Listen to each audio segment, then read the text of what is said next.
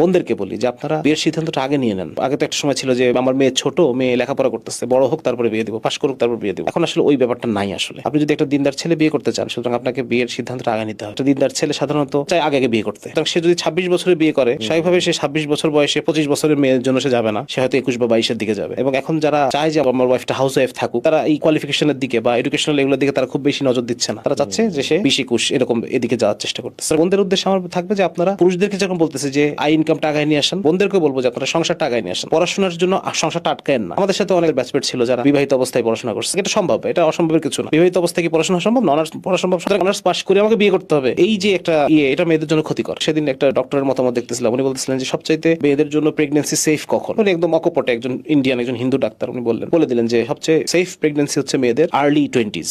Early 20s মানে কত? বলতেছে যে 20 থেকে 23.5 এই বয়সটা হচ্ছে তাদের প্রেগন্যান্সি সবচেয়ে সেফ। ছেলেদেরকে বলবো যে আই ইনকাম পিছায়েন না, মেয়েদেরকে বলবো যে আপনি সংসার পিছায়েন না। পড়াশোনার জন্য, ডিগ্রির জন্য আই ইনকাম পিছায়েন না, ডিগ্রির জন্য সংসার পিছায়েন না। দেখা যায় যে অনেক মেয়ের এই 20-21 বছর বয়সে অনেক ভালো ভালো বিয়ের প্রস্তাব আসে। দেখা যায় পরবর্তীতে 27-28 যখন হয়ে গেছে তখন আর ওই প্রস্তাবগুলো আসে না। তখন যেটা আসে সেটা আগের চেয়ে খারাপ না, ওই অর্থে কম আর কি। তো যার কারণে এটাও একটা গুরুত্বপূর্ণ জিনিস যে আমাদের সিদ্ধান্তগুলো প্রপার টাইমে হয় না। যার কারণে দেখা যাচ্ছে আমি যেরকম চাই ওরকমটা আমি পাচ্ছি না, আর আমার অপশন কমে আসতেছে। তো এটা গুরুত্বপূর্ণ বিষয় যে আমাদের সিদ্ধান্তটা আর্লি নেওয়া। আমি আসলে বিবাহিত জীবন চাচ্ছি।